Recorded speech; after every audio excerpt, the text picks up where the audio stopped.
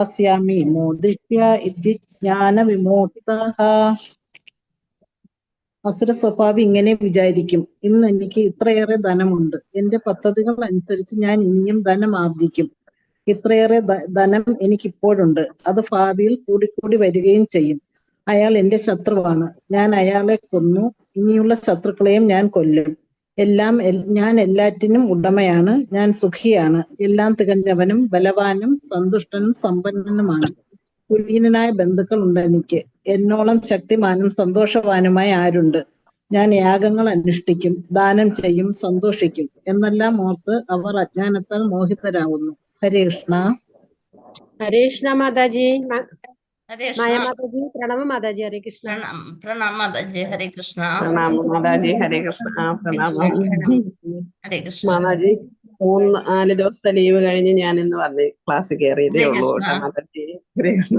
प्रणाम माताजी। हरे कृष्ण। പ്രണാമ മാതാജി. ओम नमो भगवते वासुदेवाय। ओम नमो भगवते वासुदेवाय। ओम नमो भगवते वासुदेवाय।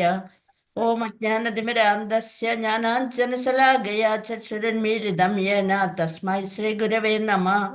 श्रीचैतन्यमनोभीष्टं स्थापितं येन भूतले स्वयं रूपकथा मह्यं ददाति स्वपदान्तिकं। वन्देऽहं श्रीगुरून् श्रीयुतपदकमलं श्रीगुरून् वैष्णवांश्च श्रीरूपं साग्रजातं सहगण रघुनाथान्वितं तं सजीवं साद्वैतं सावधूतं परिजनसहितं कृष्णचैतन्यदेवं श्रीराधा कृष्णपादान् सहगण ललिता श्रीविशाखान्वितांश्च।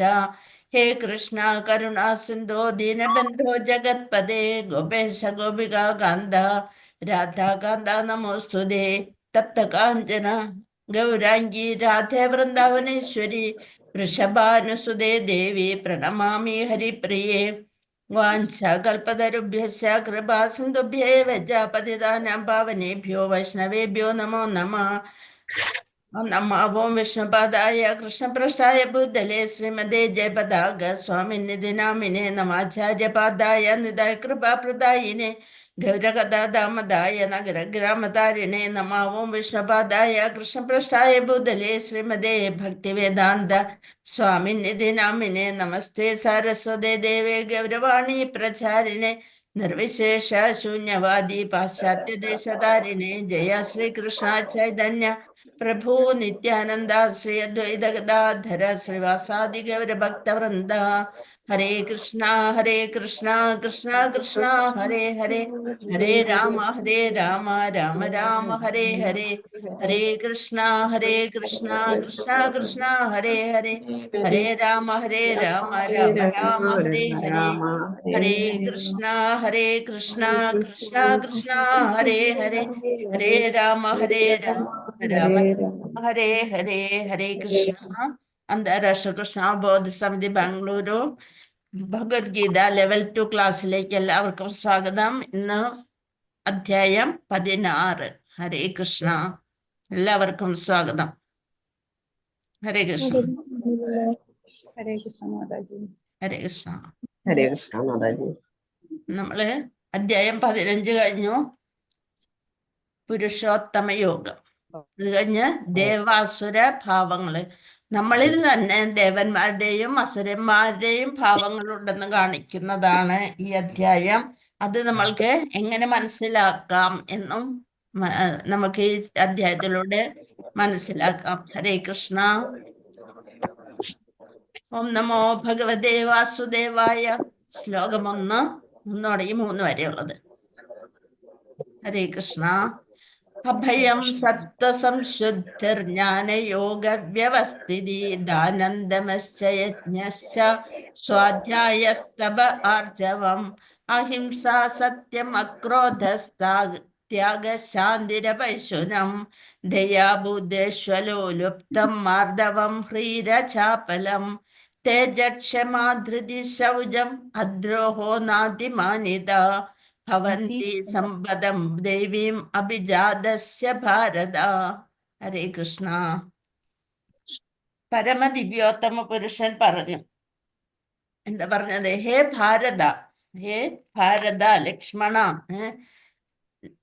ഹേ ഭാരത, അർജുനോട് പറയാണ് പരമദിവ്യോത്തമ പുരുഷൻ. നമ്മൾ കഴിഞ്ഞ അധ്യായത്തിലൂടെ എന്താണ് തികഞ്ഞ കൃഷ്ണാബോധത്തോടെ വിശുദ്ധ ഭക്തന്മാരോടൊപ്പം ഭക്തിയുത സേവനം നമ്മൾ അനുഷ്ഠിക്കുമ്പോൾ പാടെ വർജിക്കേണ്ട ചില കൃത്യങ്ങളുണ്ടെന്നാണ് കഴിഞ്ഞ അധ്യായത്തിലൂടെ നമുക്ക് മനസ്സിലായത്.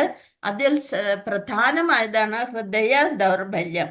ഭൗതിക പ്രകൃതിയെ കീഴടക്കണമെന്ന ആഗ്രഹമാണ് മനുഷ്യന്റെ ഏറ്റവും വലിയ വീഴ്ച. അതായത് അധപ്പതനത്തിന് കാരണം തന്നെ ഈ ഭൗതിക പ്രകൃതിയെ നമ്മൾക്ക് കീഴടക്കണം എന്നുള്ള ആ ഒരു ആഗ്രഹമാണ്.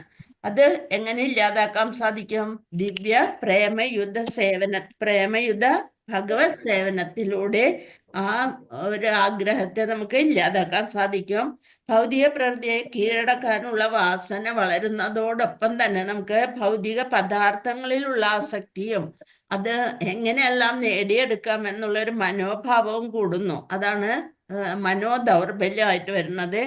ഈ ദൗർബല്യങ്ങളിൽ നിന്ന് തന്നെ ഭൗതിക ജീവിതത്തിലെ എല്ലാ പ്രശ്നങ്ങളും ഉളവാകുന്നു എന്നൊക്കെ നമ്മൾ കഴിഞ്ഞ അധ്യായത്തിലൂടെ പഠിച്ചു. അപ്പൊ ഇതിൽ നിന്ന് എങ്ങനെ മുക്തി നേടാം എന്നാണ് ഈ അധ്യായത്തിൽ നമ്മൾ കഴിഞ്ഞ അധ്യായത്തിലും കഴിഞ്ഞത്. ഇനിയിപ്പോ ഏതാ നോക്കേണ്ടത്? നമ്മൾക്ക് ഭൗതിക ദേവാസുര ഭാവങ്ങൾ, അതിനെ കുറിച്ചാണ് ഈ അധ്യായത്തിൽ പറയുന്നത്. അതായത് പരമദിവ്യോത്തമ പുരുഷൻ പറഞ്ഞു, ഹേ ഭാരത, നിർഭയത, അസ്തിത്വത്തിന്റെ ശുദ്ധി, ആധ്യാത്മിക ജ്ഞാനനിഷ്ഠ, ദാനം, ആത്മനിയന്ത്രണം, ഇതൊക്കെ ഈ പറയണതൊക്കെ എന്താണ്? ദൈവികതയുള്ളവരുടെ ഗുണവിശേഷങ്ങളാണ് ഇവിടെ നമ്മൾ പറയുന്നത്. ആധ്യാത്മിക ജ്ഞാനനിഷ്ഠ, ദാനം ചെയ്യാനുള്ള നമ്മുടെ ആഗ്രഹം, ആത്മനിയന്ത്രണം, യജ്ഞം, വേദപഠനം, തപസ്, ലാളിത്യം, അഹിംസ, ഹിംസിക്കാതിരിക്കുക, സത്യം അല്ല മാത്രമേ പറയുള്ളൂ എന്നുള്ളൊരു ദൃഢനിശ്ചയം, ക്രോധമില്ലായ്മ, ത്യാഗം, ശാന്തി, പരദൂഷണത്തിൽ വെറുപ്പ്, സർവജീവികളോടും കാരുണ്യം, ലോഭമില്ലായ്മ, മൃദുല സ്വഭാവം, വിനയം, സ്ഥിരനിശ്ചയം, തേജസ്, ക്ഷമ, ധൈര്യം, ശൗചം, അസൂയാരാഹിത്യം, ബഹുമതിക്കുള്ള വാഞ്ചയില്ലായ്മ. ഇതെല്ലാം ദിവ്യപ്രകൃതിയാൽ അനുഗ്രഹീതരായ ദൈവികതയുള്ളവർക്കുള്ള ഗുണങ്ങളാണ്. ഈ 1 തുടങ്ങി 3 വരെയുള്ള ശ്ലോകങ്ങളിലൂടെ ഭഗവാൻ പറഞ്ഞത് ഇതൊക്കെയാണ്. അഭയം സത്ത സംശുദ്ധർ ജ്ഞാന യോഗ വ്യവസ്ഥിതി ദാനന്ദമശ്ച യജ്ഞശ്ച സ്വാധ്യായസ്തപ ആർജവം അഹിംസ സത്യം അക്രോധം ത്യാഗ ശാന്തിരപൈശുനം ദയാഭൂതേശ്വലുപ്തം മാർദ്ദവം ഹ്രീരചാബലം തേജ ക്ഷമാധൃതി ശൗചം അദ്രോഹോ നാദിമാനിത ഭവന്തി സമ്പദം ദേവി അഭിജാതസ്യ ഭാരത. അർജുനോട് പറയാണ് ഇതെല്ലാമാണ് ദൈവികതയുള്ളവർക്കുള്ള ഗുണങ്ങള്. അപ്പൊ നമ്മളില് ഇതെല്ലാം ഉണ്ടെങ്കിൽ നമ്മളും ദൈവികതയുള്ളവരാണ്, ഭഗവാന് ഇഷ്ടപ്പെട്ടവരില് പെടുന്നതാണ്. ദിവ്യപ്രകൃതിയാൽ നമ്മള് അനുഗ്രഹീതമായ ദൈവികതയുള്ളവർക്കുള്ള ഗുണങ്ങളാണ് ഈ പറഞ്ഞതെല്ലാം. എന്തൊക്കെയാണ്? നിർഭയത, ഭയമില്ലാത്ത അവസ്ഥ, അസ്തിത്വത്തിന്റെ ശുദ്ധി. നമ്മള് ശുദ്ധ അസ്തിത്വത്തോടു കൂടിയാണ് ഈ ജന്മമെടുത്തത് എന്നുള്ളത്. ആധ്യാത്മിക ജ്ഞാനനിഷ്ഠ, ദാനം, ആത്മനിയന്ത്രണം, യജ്ഞം, വേദപഠനം. യജ്ഞം എന്ന് പറയുന്നത് നമ്മുടെ കലിയുഗത്തിലാവുമ്പോൾ അത് നാമജപയജ്ഞാവും. വേദപഠനം, തപസ്, ലാളിത്യം, അഹിംസ, സത്യം, ക്രോധമില്ലായ്മ.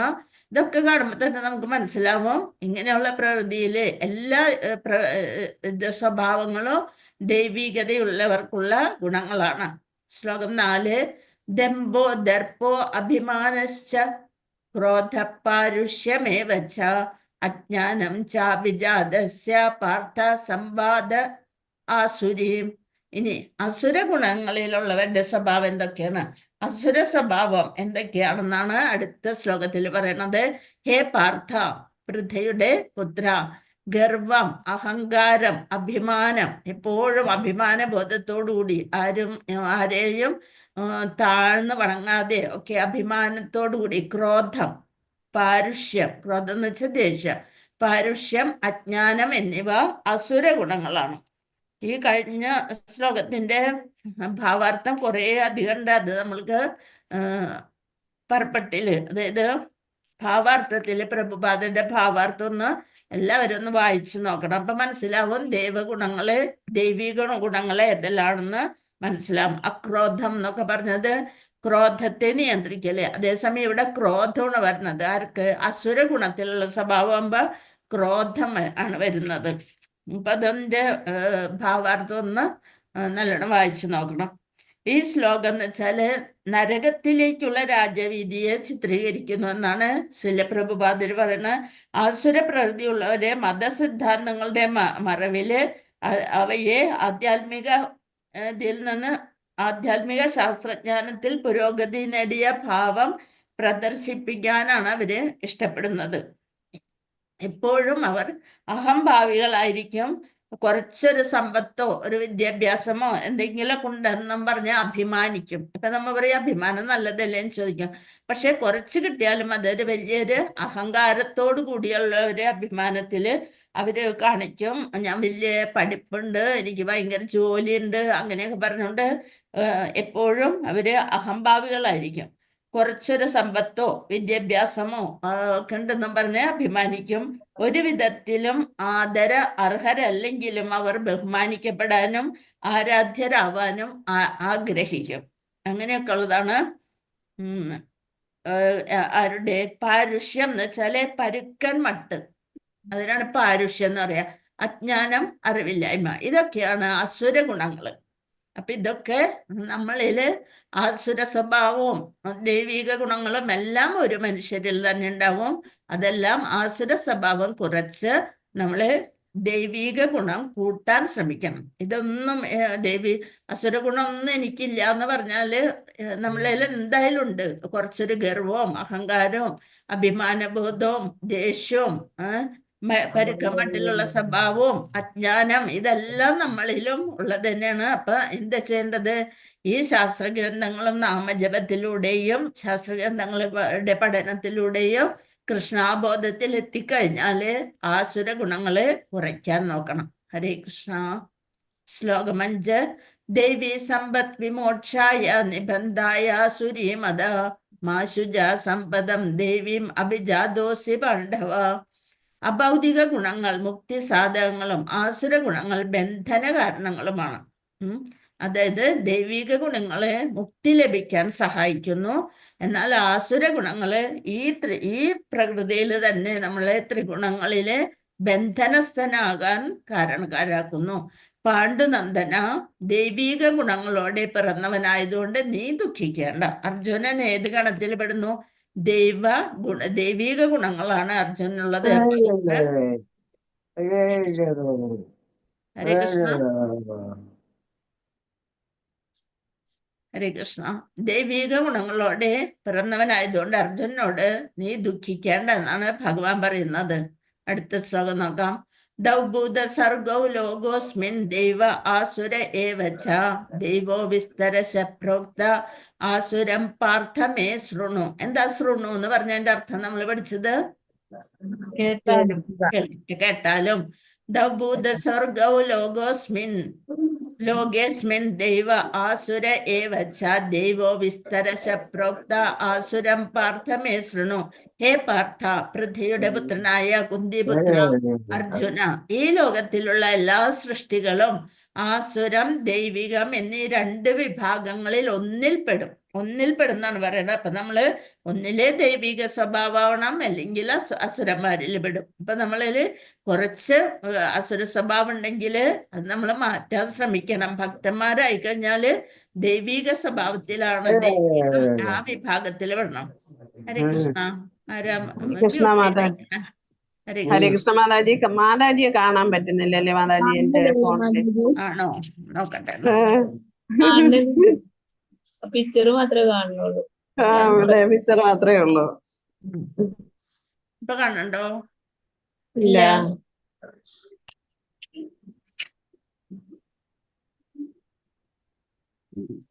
ഇപ്പൊ കാണുന്നു. കാണുന്നുണ്ട്. അയ്യോ പോയി, വീണ്ടും പോയി. പോയാ? കാണുന്നു. അയ്യോ മാതാജി വന്നിട്ട് വീണ്ടും പോയി. ഇപ്പൊ ഓക്കെ ആണോ? ഇല്ല. ഇല്ല. ഇപ്പൊ ഓക്കെ ആണോ? ഇല്ല. ഓക്കെ ആണോ? ഇല്ല മാതാജി വന്നില്ല. ഒരു മിനിറ്റ്. ആ ഇപ്പൊ ഓക്കെ. ആ ഓക്കെ ഓക്കെ. ഹേ പാർത്ഥ, ഈ ലോകത്തിലുള്ള എല്ലാ സൃഷ്ടികളും ആസുരം ദൈവികം എന്നീ 2 വിഭാഗങ്ങളിൽ ഒന്നിൽപ്പെടും. ഞാൻ ദൈവിക ഗുണങ്ങളെ പറ്റി വിസ്തരിച്ച് പറഞ്ഞുവല്ലോ. ഇനി ആസുരങ്ങളായവയെ വിവരിക്കാം. ഇനി ആസുര സ്വഭാവങ്ങളെ ഒന്നുകൂടി വിശദീകരിച്ച് പറയുകയാണ് ഭഗവാൻ. നമുക്ക് ശ്രദ്ധിക്കാം. ശ്ലോകം 7. പ്രവൃത്തിം ച നിവൃത്തിം ച ജനാനാ വിദുരാസുരാഃ ന ശൗചം നാഭിചാചാരോ ന സത്യം തേഷു വിദ്യതേ. ഹരേ കൃഷ്ണ. എന്താണ്? പ്രവൃത്തിം ച നിവൃത്തിം ച ജനാനാ വിദുരാസുരാഃ ന ശൗചം നാഭിചാചാരോ ന സത്യം തേഷു വിദ്യതേ. ചെയ്യേണ്ടത് എന്തെന്നോ ചെയ്യരുതാത്തത് എന്തെന്നോ അസുര സ്വഭാവികൾക്ക് അറിഞ്ഞുകൂടാ. വിശുദ്ധിയോ നല്ല പെരുമാറ്റമോ സത്യസന്ധതയോ അവർക്കില്ല. അപ്പൊ അസുര സ്വഭാവമുള്ളവരെ എങ്ങനെയൊക്കെയാണ്? എന്താണ് ചെയ്യേണ്ടതെന്നും ചെയ്യരുതാത്തത് എന്തെന്നും അസുര സ്വഭാവികൾക്ക് അറിഞ്ഞുകൂടാ. അവർക്ക് അതിനുള്ള ജ്ഞാനമില്ല. വിശുദ്ധിയോ നല്ല പെരുമാറ്റമോ സത്യസന്ധതയോ അവർക്കില്ല. ശുദ്ധമായിട്ട് ശൗചം കുറവായിരിക്കും, നല്ല പെരുമാറ്റം അവർക്കില്ല, സത്യസന്ധതയോ സത്യം പറയില്ല, എല്ലാം പറയുന്ന ഒരു ശീലമാണ് അവർക്കുള്ളത്. ഹരേ കൃഷ്ണ. ആരോ അൺമ്യൂട്ടാണ്, ഒന്ന് മ്യൂട്ട് ചെയ്യണം കേട്ടോ. നമുക്ക് ഇത് വേഗം എടുക്കേണ്ടതാണ്. ഹരേ കൃഷ്ണ. ശ്ലോകം 8. ഹരേ കൃഷ്ണ. മാതാജി ഹരേ കൃഷ്ണ ഒന്ന് നോക്കണേ മാതാജി, ആരാണ് അൺമ്യൂട്ട് ചെയ്തിരിക്കണെന്ന്. ഹരേകൃഷ്ണ മാതാജി നോക്കാം. ഹരേ കൃഷ്ണ. ശ്ലോകം 8. അസത്യം അപ്രതിഷ്ഠം തേ ജഗദാഹുരനീശ്വരം അപരസ്പര സംഭൂതം കിം അന്യത് കാമഹൈതുകം. ഈ പ്രപഞ്ചം അസത്യവും അടിസ്ഥാനരഹിതവുമാണെന്നും അതിന് നിയന്താവായി ഒരു ഈശ്വരനില്ലെന്നും അവർ പറയുന്നു. എന്താണ് ആസുര സ്വഭാവമുള്ളവരുടെ സ്വഭാവം തന്നെയാണ് പിന്നെയും ഭഗവാൻ പറയുന്നത്. ഈ പ്രപഞ്ചം അസത്യമാണ്, അടിസ്ഥാനരഹിതമാണ്, അതിന് നിയന്താവായി ഒരു ഈശ്വരൻ ഇല്ലെന്ന്. നിരീശ്വരവാദികളായിരിക്കും അവര്. ലൈംഗിക അഭിലാഷം മാത്രമാണ് ഇതിന്റെ ഉൽപ്പത്തിക്ക് കാരണമെന്നും കാമമല്ലാതെ മറ്റൊന്നും കാരണമായിട്ടില്ലെന്നുമാണ് അവർ പറയുന്നത്. ലൈംഗിക അഭിലാഷം നിറവേറ്റുന്നതോടെ ജീവസത്തകൾ ഉണ്ടായിക്കൊണ്ടേയിരിക്കുന്നു. അതാണ് ഈ പ്രപഞ്ചത്തിന്റെ ഉൽപ്പത്തിക്ക് കാരണം. അല്ലാണ്ട് കാമമല്ലാതെ മറ്റൊന്നും കാരണമായിട്ടില്ല. ഒരു ഈശ്വരനില്ല. ഇത് നിരീശ്വര തത്വമാണ് അവര് പിന്തുടരുക. ഈ പ്രപഞ്ചം അസത്യമാണ്. പ്രപഞ്ചം എന്ന് പറയുന്ന ഒരു സംഭവം നമ്മൾക്ക് ഇഷ്ടമുള്ള വണ്ണം ജീവിക്കാൻ വേണ്ടിയുള്ളതാണ് എന്നൊരു ബോധത്തിലാണ് ആസുര സ്വഭാവികള് പെരുമാറുന്നത്. ശ്ലോകം 9. ഏതാം ദൃഷ്ടി വഷ്ടഭ്യ നഷ്ടാത്മാനോൽപബുദ്ധയഃ പ്രഭാവന്ത്യുഗ്രകർമാണ ക്ഷയായ ജഗദോഹിത. ഏതാം ദൃഷ്ടി വഷ്ടഭ്യ നഷ്ടാത്മാനോൽപബുദ്ധയ പ്രഭാവന്ത്യുഗ്രകർമാണ ക്ഷയായ ജഗദോഹിതാഹ. ഈ നിഗമനങ്ങളെ പിന്തുടർന്ന് സ്വയം നഷ്ടപ്പെട്ടവരും അസുരന്മാരുമായ ഈ അല്പബുദ്ധികൾ ലോകനാശകരങ്ങളായ കൊടും ക്രിയകളിൽ ഏർപ്പെടുന്നു. അപ്പൊ അവര് എങ്ങനെയാണ്? ലോകത്തിന് തന്നെ നാശം വിതയ്ക്കുന്ന തരത്തിലുള്ള കൊടും കുറ്റങ്ങളിൽ ഏർപ്പെടുന്നു. കൊടും ഭീകര പ്രവർത്തനങ്ങളില് ഈ ആസുര സ്വഭാവികള് ഏർപ്പെടുന്നു. എന്തുകൊണ്ട്? ഈ പ്രപഞ്ചം ഒന്നൊന്നില്ല, ഇത് ഈശ്വരനില്ല, ഈ ലൈംഗിക അഭിലാഷമാണ് ഇതിന്റെ ഉൽപ്പത്തിക്കൊക്കെ കാരണം, കാമമാണ്, അല്ലാതെ മറ്റൊരു കാരണവും ഇല്ലെന്ന് പറയുന്ന നിരീശ്വരവാദികൾ എന്ത് ചെയ്യും? അവര് സ്വയം നഷ്ടപ്പെട്ടവരും അസുരന്മാരുമാണ്, അല്പബുദ്ധികളാണ്. അവരുടനെ ഈ ലോകം നശിച്ചാലും അവർക്കൊന്നുമില്ല എന്നുള്ളൊരു തത്വത്തില് അവര് കൊടും പ്രവർത്തികളില് ഭീകര കുറ്റവാളികളായിത്തീരുന്നു, കൊടും ക്രിയകളിൽ ഏർപ്പെടുന്നു. കാമമാശ്രിത്യ ദുഷ്പൂരം ദംഭമാനമദാന്വിതാഃ മോഹാത് ഗൃഹീത്വാ സദ് ഗ്രാഹാൻ പ്രവർത്തന്തേ ശുചിവ്രത. അടക്കാനാവാത്ത കാമം പൂണ്ടും ദമ്പം, ദുരഭിമാനം എന്നിവയിൽ മുഴുകി വ്യാമോഹിതരുമായ അസുരസ്വഭാവികൾ ക്ഷണികമായതിൽ ആകൃഷ്ടരായി എന്നും വൃത്തിഹീനമായ കർമ്മങ്ങൾ ചെയ്തു വരുന്നു. കലിയുഗത്തിൽ പ്രത്യേകിച്ച് നമ്മളെല്ലായിടത്തും എന്നും കേട്ടുകൊണ്ടിരിക്കുന്ന കാര്യങ്ങളാണ് ഇവിടെ പ്രഭുപാദ് വിവരിച്ച് തന്നിരിക്കുന്ന ഭഗവാൻ ഭഗവത്ഗീതയില് പറഞ്ഞിരിക്കുന്ന കാര്യങ്ങൾ. ഇപ്പൊ നോക്കുക, എന്തൊക്കെയാണ്? അടക്കാനാവാത്ത കാമം പൂണ്ടും അസുര മനോഭാവത്തെയാണ് ഇവിടെ വിവരിച്ചിരിക്കുന്നത്. അടക്കാനാവാത്ത കാമം പൂണ്ടും ദമ്പം, അഹങ്കാരം, ദുരഭിമാനം എന്നിവയിൽ മുഴുകി വ്യാമോഹിതരുമായ ആസുര സ്വഭാവികൾ ക്ഷണികമായതിൽ, വളരെ പെട്ടെന്ന് തീർന്നു പോകുന്ന അസുഖത്തില് ആകൃഷ്ടരായി എന്നും വൃത്തിഹീനമായ കർമ്മങ്ങൾ ചെയ്തു വരുന്നു. കാമത്തിന് പ്രാധാന്യം കൊടുത്തുകൊണ്ട് വൃത്തിഹീനങ്ങളായ സുഖഭോഗാസക്തി വളർത്തുന്ന തരത്തിലുള്ള കർമ്മങ്ങൾ ചെയ്തു വരുന്നു. ഈ നേട്ടങ്ങൾ നശ്വരങ്ങളാണ്. അവയെക്കുറിച്ച് ആകുലതയും ഒപ്പം അവർക്ക് ഉണ്ടാവുമെങ്കിലും അവർ മായാമോഹിതരായി അവയ്ക്ക് വേണ്ടിയുള്ള പ്രയത്നം തുടർന്നുകൊണ്ടേയിരിക്കുന്നു. അതാണ് പറയുന്നത്, അജ്ഞാനികളാണ് അവര്. അവർക്ക് ഒന്നും അറിഞ്ഞുകൂടാ, തെറ്റായ വഴിക്കാണ് തങ്ങൾ പോകുന്നതെന്ന് അവർക്ക് ആര് പറഞ്ഞു കൊടുത്താലും അവരത് സ്വീകരിക്കില്ല. എന്തൊക്കെയാണ്? സ്വയം കീർത്തനങ്ങൾ ഉണ്ടാക്കി അവർ തങ്ങളെ തന്നെ വാഴ്ത്തുന്നു. പിന്നെ ലൈംഗിക ആസ്വാദനത്തിലും ധനസമ്പാദനത്തിലും അധികം ആകൃഷ്ടരായിത്തീരുന്നു. അതാണ് ഏറ്റവും പ്രധാനപ്പെട്ട ഒരു കാര്യം. അതായത് കാമത്തിലാണ് അവര് വിശ്വസിക്കുന്നത്. മാംസഭോജനം, സ്ത്രീകളെ, മദ്യം, ചൂതുകളി, അത് മാത്രമാണ് ആസുരപ്രകൃതക്കാരെ ആകർഷിക്കുന്നത്. ഇതാണ് അവരുടെ അശുദ്ധി എന്ന് പറയുന്നത്. അവർ അശുദ്ധരാണെന്ന് പറയുന്നത്. മലിനമായ ശീലങ്ങൾ, മിഥ്യ അഹങ്കാര പ്രേരിതമായി അവർ വേദത്തിലൊന്നും പറയാത്ത, വേദങ്ങളെ ഒന്നും അനുസരിക്കാതെ, ധർമ്മത്തിലൊന്നും അവർ അനുസരിക്കാതെയാണ് കർമ്മങ്ങളെ ചെയ്യുന്നത്. ചില പൊള്ളയായ ബഹുമതി അവർക്ക് കിട്ടിക്കൊണ്ടേയിരിക്കണം. അങ്ങനെ അതിലൊക്കെ മുഴുകി വ്യാമോഹിതരായ ആസുര സ്വഭാവികള് ക്ഷണികമായതിൽ ആകൃഷ്ടരായി വൃത്തിഹീനമായ കർമ്മങ്ങൾ ചെയ്തു വരുന്നു. ശ്ലോകം 11-12. ചിന്താമപരിമേയാം ച പ്രലയാന്താമുപസ്മൃതാഃ കാമോപഭോഗപരമാ ഏതാവിദിതി നിശ്ചിതാഃ ആശാപാശശതൈർബദ്ധ കാമക്രോധപരായണാഃ ഈഹന്തേ കാമഭോഗാർത്ഥം അന്യായേനാർത്ഥ സഞ്ചയാൻ. ഇന്ദ്രിയ സന്ദർപ്പണമാണ് മാനുഷിക സംസ്കാരത്തിന്റെ പ്രധാന ആവശ്യമെന്നവർ കരുതുന്നു. ഇന്ദ്രിയ സന്ദർപ്പണം, ഇന്ദ്രിയങ്ങളെ പൂർണ്ണമായി പ്രീണിപ്പിക്കലാണ്, ഇഷ്ടപ്പെടുത്തലാണ് അവരുടെ പ്രധാന ആവശ്യം. ഇന്ദ്രിയ സന്ദർപ്പണമാണ് മാനുഷിക സംസ്കാരത്തിന്റെ പ്രധാന ആവശ്യം എന്നാണ് അവർ കരുതുന്നത്. ഇന്ദ്രിയ പൂരണത്തിൽ മാത്രമാണ് അവരുടെ ശ്രദ്ധ. ഇങ്ങനെ വിചാരിക്കും, ഇന്ന് എനിക്ക് ഇത്രയേറെ ധനമുണ്ട്, അപ്പൊ ഇനി എൻ്റെ പദ്ധതിക്ക് അനുസരിച്ച് നാളെ ഇതിനേക്കാൾ കൂടുതൽ ധനമുണ്ടാക്കണം.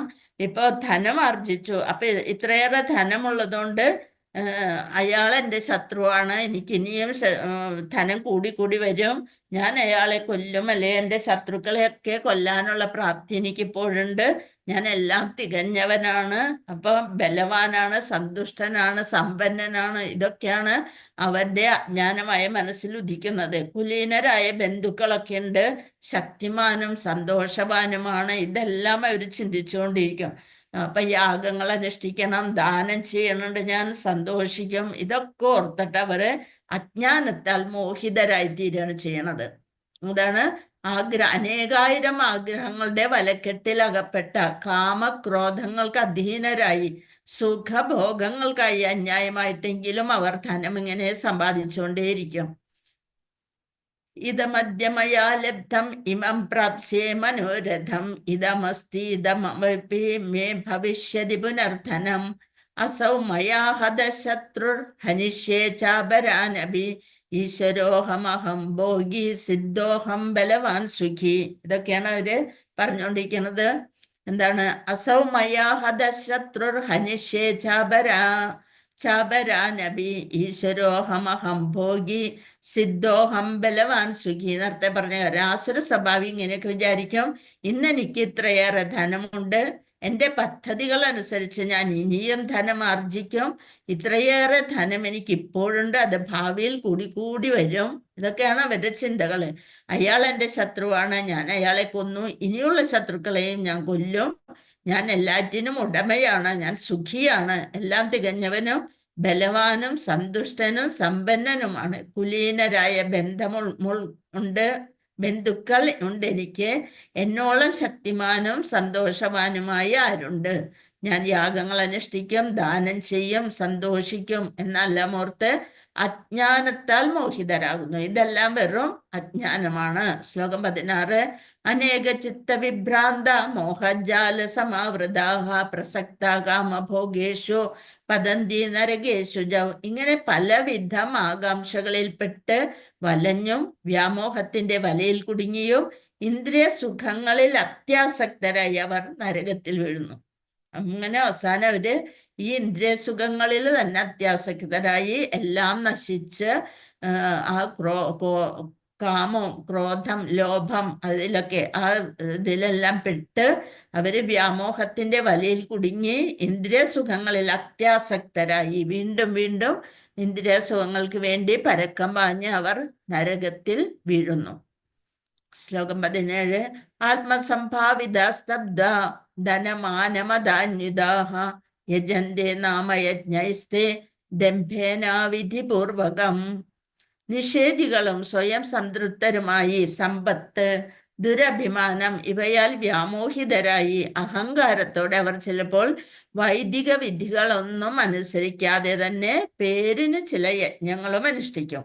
വൈദിക വേദങ്ങളിൽ പറഞ്ഞിട്ടുള്ള കാര്യങ്ങൾ അനുസരിച്ചാണ് നമ്മൾ യജ്ഞങ്ങൾ ചെയ്യേണ്ടത്. അതൊന്നും നോക്കാതെ തന്നെ അവര് കുറെ പൈസ ഉണ്ട് എന്ന അഹങ്കാരത്തില് വൈദിക വിധികളൊന്നും അനുസരിക്കാതെ തന്നെ പേരിന് ചില യജ്ഞങ്ങൾ അനുഷ്ഠിക്കും, ദാനം ചെയ്യും. അങ്ങനെയൊക്കെയാണ് അവരുടെ സമ്പത്ത്, കുറെ സമ്പത്തുണ്ട്, അതൊക്കെ ചിലവഴിക്കും. ശ്ലോകം 18. അഹങ്കാരം ബലം ദർപ്പം കാമം ക്രോധം ച സംശ്രിതാഹ മമാത്മാ പരദേഹേഷു പ്രദ്യുഷന്തേഭ്യ സൂയക. അസുരന്മാരുടെ പിന്നെയും സ്വഭാവങ്ങളും ഭഗവാൻ പറഞ്ഞുകൊണ്ടേയിരിക്കുകയാണ്. മിഥ്യാഹങ്കാരം, ബലം, ഗർവം, കാമം, ക്രോധം ഇവയാൽ സംഭ്രാന്തരായി തങ്ങളുടെയും അന്യരുടെയും ശരീരങ്ങളിൽ കുടികൊള്ളുന്ന പരമദിവ്യോത്തമ പുരുഷനോട് ഈർഷ്യാലുക്കളായി തീർന്ന് ശരിയായ ധർമ്മത്തെയൊക്കെ പഴിക്കുന്നു. ഭഗവാൻ ഇല്ല എന്നുള്ള നിരീശ്വരവാദികളാണ് അവര്. തങ്ങളുടെ ഹൃദയത്തിൽ കുടികൊള്ളുന്ന പരമാത്മാവിനെ അന്യരുടെ ശരീരങ്ങളിൽ കുടികൊള്ളുന്ന പരമദിവ്യോത്തമ പുരുഷനോട് ഈർഷ്യാലുക്കളായി തീർന്ന് ശരിയായ ധർമ്മത്തെ പഴിക്കുന്നു. എല്ലാ മൃഗങ്ങൾ തൊട്ട് എല്ലാ ജീവജാലങ്ങളും ചര അചരങ്ങളിലും എല്ലാം പരമദിവ്യോത്തമ പുരുഷനായി ഭഗവാൻ കുടികൊള്ളുന്നു എന്നവരെ മനസ്സിലാക്കുന്നില്ല. നമ്മളെ തന്നെ അവര് പീഡിപ്പിച്ചുകൊണ്ടിരിക്കുന്ന മറ്റുള്ളവരെയും പീഡിപ്പിക്കുക. അതാണ് അന്യരുടെയും ശരീരങ്ങളിൽ കുടികൊള്ളുന്ന മൃഗങ്ങളെ എല്ലാത്തിലും പരമാത്മാവുണ്ട്. അവയൊക്കെ നിർദാക്ഷിണ്യം കൊന്നു തിന്നുന്നു. അന്യരുടെ ശരീരങ്ങളിൽ കുടികൊള്ളുന്ന പരമദിവ്യോത്തമ പുരുഷനോട് ഈർഷ്യാലുക്കളായി തീർന്ന് ശരിയായ ധർമ്മത്തെ തന്നെ പഴിക്കുന്നു. താനേഹം ദിശത ക്രൂരാൻ സംസാരേഷു നരാധമാൻ ക്ഷിപാമ്യജശ്രമസുബാന സുരീഷേവ യോനിഷു അസുരീഷേവ യോനിഷു. ഈർഷ്യാലുക്കളും ദുർബുദ്ധികളുമായ ഈ മനുഷ്യ അധമന്മാരെ ഭൗതിക ജീവിത സാഗരത്തിലെ ആസുര യോനികളിൽ തന്നെ ഞാൻ വീണ്ടും വീണ്ടും ജനിപ്പിക്കുന്നു. ഭഗവാൻ എന്താ ചെയ്യണത്? അവരെ വീണ്ടും വീണ്ടും അസുരന്മാരായി തന്നെ വീണ്ടും അവർക്ക് ജന്മ മൃത്യു ജരാവ്യാധികളായി ഇങ്ങനെ അവർ ജനിച്ചുകൊണ്ടേയിരിക്കുന്നു. ഈർഷ്യാലുക്കളാണ് അവര്, ദുർബുദ്ധികളാണ് ഈ മനുഷ്യ അധമന്മാരെ. എന്താണ്? മനുഷ്യരിൽ ഏറ്റവും താഴ്ന്നവര്. ഒരു മനുഷ്യ ജന്മം കിട്ടിയിട്ട് ഭഗവാന് സന്തോഷിപ്പിക്കാതെ അസുരന്മാരായിട്ട് പ്രവർത്തിക്കുന്നവരെ മനുഷ്യ അധമന്മാരെന്ന് പറയുന്നു. അവരെ ഭൗതിക ജീവിത സാഗരത്തിലെ ആസുര യോനികളിൽ തന്നെ ഞാൻ വീണ്ടും വീണ്ടും ജനിപ്പിക്കുന്നു. അവർ വീണ്ടും ജനന മരണ ചക്രത്തിൽ കെട്ട് വശംവദരാകുന്നു. ആസുരീം യോനിമാപന്ന മൂഢ ജന്മനി ജന്മനി മാമപ്രാപ്യൈവ കൗന്ദേയ തതോ യാന്ത്യ ഇദമാം ഗതിം. ഹേ കുന്തിപുത്ര, ആസുര ജീവഗണങ്ങളിൽ അനേകം തവണ ജന്മമെടുത്ത ശേഷവും ഇത്തരക്കാർ ഒരിക്കലും എൻ്റെ അടുത്തെത്തുകയില്ല. ഭഗവാൻ തന്നെ പറയണ, അവരെത്ര ജന്മമെടുത്താലും ഭഗവാന്റെ അടുക്കൽ എത്തുകയില്ല. അവരും എന്ത് ചെയ്യും?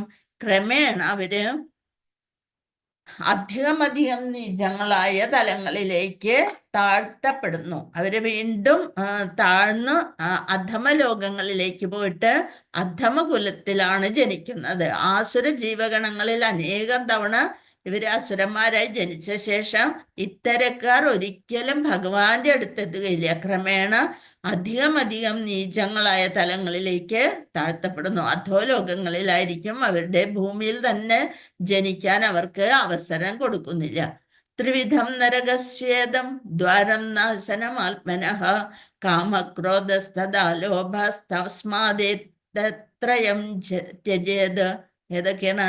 നരകത്തിന് കവാടങ്ങൾ 3 ഉണ്ട്. 3 കവാടങ്ങളാണ് നരകത്തിനുള്ളത്. ഏതൊക്കെ? കാമം, ക്രോധം, ലോഭം. ഇതാണ് നരകത്തിന്റെ 3 കവാടങ്ങൾ. കാമം, അത്യാർത്തി, ആസക്തി; ക്രോധം, ദേഷ്യം; ലോഭം, അതുപോലെ തന്നെ മന്ദമാത്സര്യ ബുദ്ധി. ഈ ബുദ്ധിയുള്ള എല്ലാവരും ഇവയെ ഉപേക്ഷിക്കണം. ഈ 3 ഏറ്റവും വലിയ ശത്രുക്കളാണ് ഇവര്.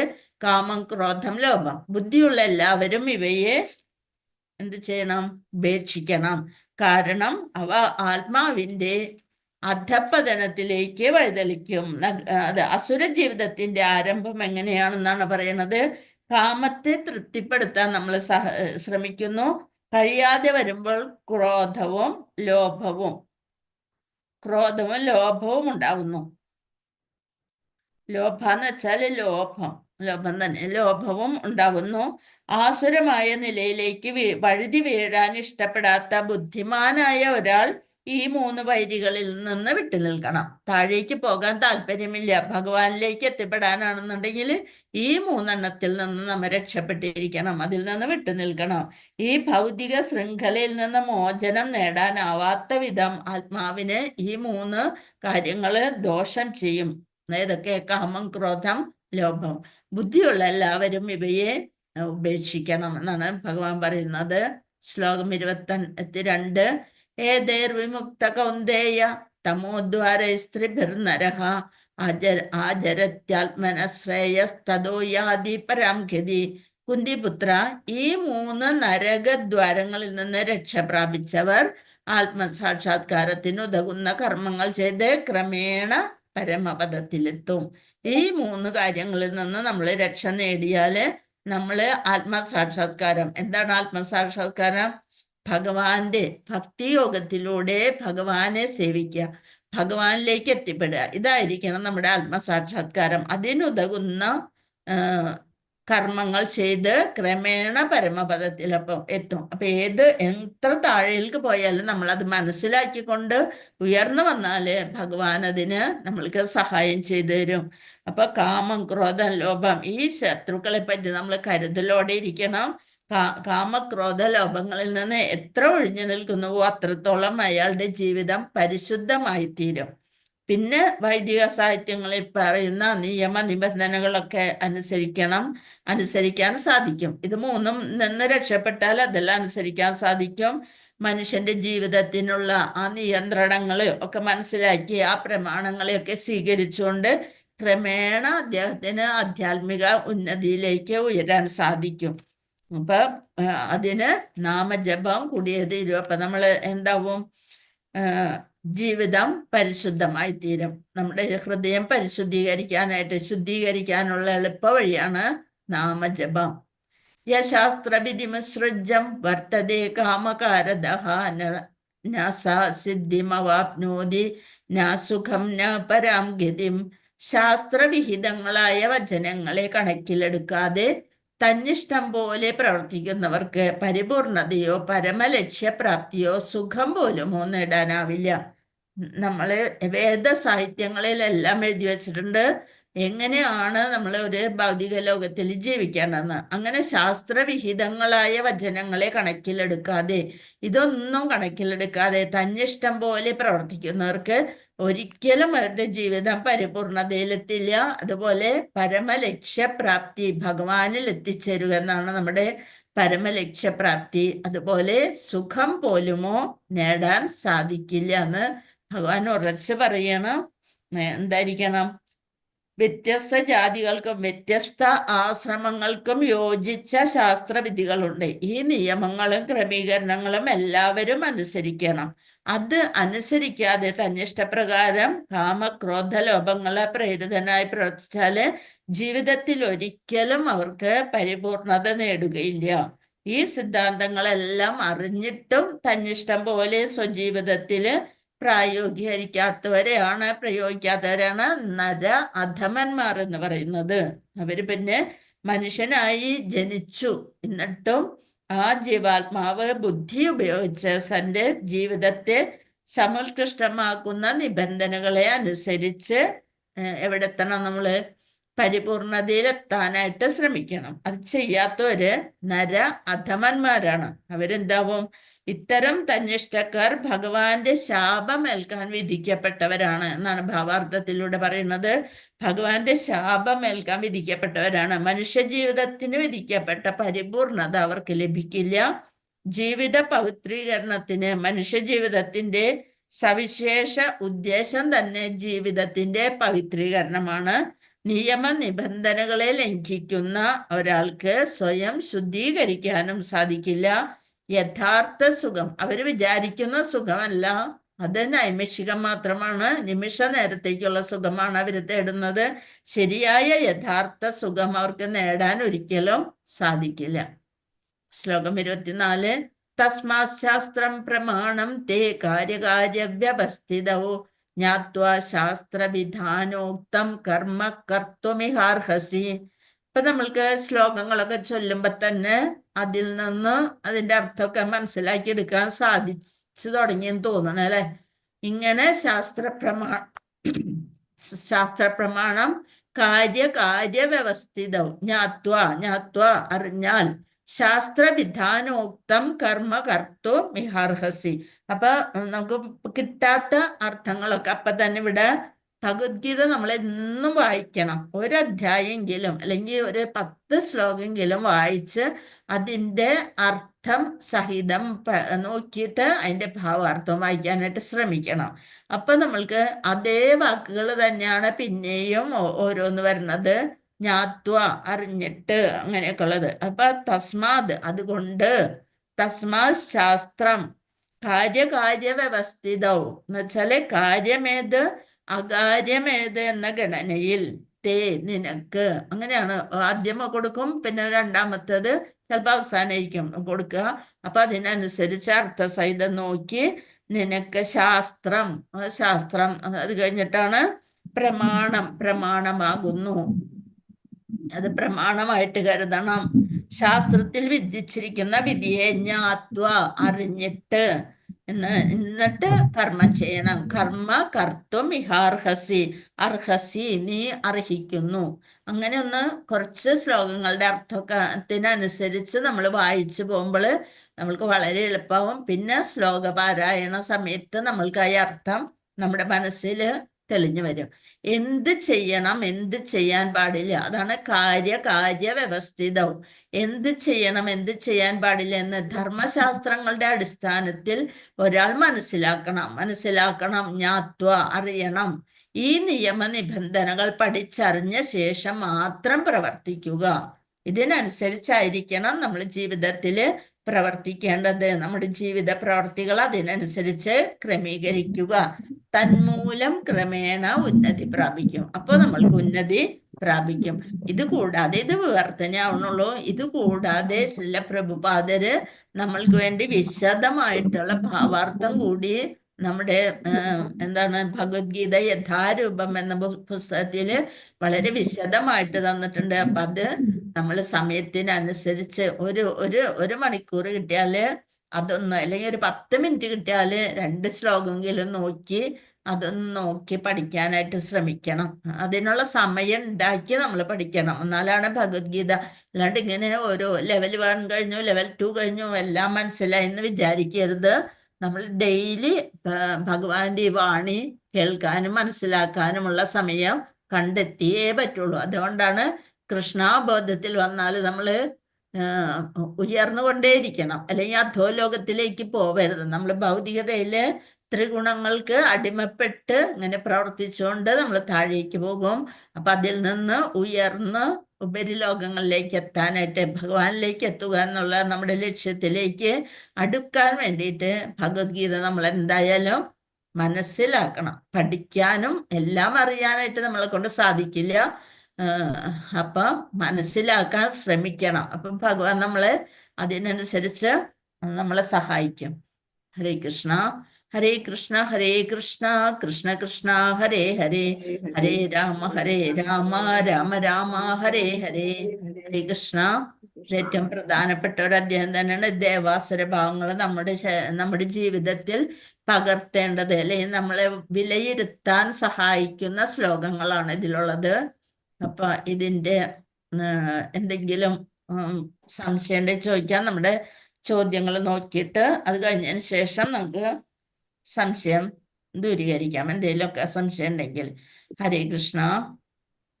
മാതാജി അറ്റൻഡൻസ് ലിങ്ക് ഇട്ടിട്ടുണ്ട്. അറ്റൻഡൻസ് ചെയ്തു. ഹരേ കൃഷ്ണ. എല്ലാരും ഒന്ന് അറ്റൻഡൻസ് ഇടണേ കേട്ടോ. ഇല്ലല്ലോ മാതാജി, വന്നില്ല. കിട്ടൂലോ. ഇട്ടിട്ടുണ്ട്. ചാറ്റ് ബോക്സിലുണ്ട്. കിട്ടിയില്ലല്ലോ. ചാറ്റ് ബോക്സിൽ മാതാജി, ഈ ലോഭം എന്ന് പറഞ്ഞാലേ എന്താണ് അതിന്റെ അർത്ഥം? അത് പറഞ്ഞാൽ അത് എന്റെ മനസ്സിൽ വിചാരിച്ച എന്താ വെച്ചാല് എത്ര കിട്ടിയാലും പോരാന്നുള്ള ഒരു അവസ്ഥയാണ്. അതെ അത് തന്നെയാണ് മാതാജി മനസ്സിൽ വിചാരിച്ചാൽ. ലോഭം ഒന്നും നമ്മൾക്ക് മതിയാവില്ല എന്നുള്ളൊരവസ്ഥ. കാമം, ക്രോധം, ലോഭം, അത്യാസക്തി, ആസക്തിനേക്കാളും കൂടുതലായിട്ട് നമുക്ക് എല്ലാത്തിനോടും ഒരു ഇഷ്ടം ഉണ്ടാവും. ഇപ്പൊ ഭഗവാനോട് തന്നെ നമുക്കൊരു രുചി അല്ലെങ്കിൽ നാമജപത്തിലാണ്. പക്ഷെ ഇതെന്ന് പറയണത് എന്ത് കിട്ടിയാലും മതിയാകാത്ത ഒരവസ്ഥയാണ് ലോഭം. ഒട്ടും കുറയാതെ എന്നാണ് പറയണത്. ഒട്ടും കുറയാതെ എല്ലാം. ആ ലോഭം നല്ലോണം ഉണ്ട്. എത്ര കേട്ടാലും മതിയാവില്ല എന്നുള്ള ഒരു ലോഭം നല്ലോണം ഉണ്ട്. ഹരേ കൃഷ്ണ. അതാണ് വേണ്ടത്.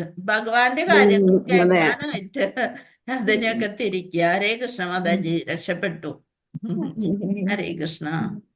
ഇനി നമ്മൾക്ക് ചോദ്യങ്ങളൊന്ന് നോക്കാം. ഹരേ കൃഷ്ണ.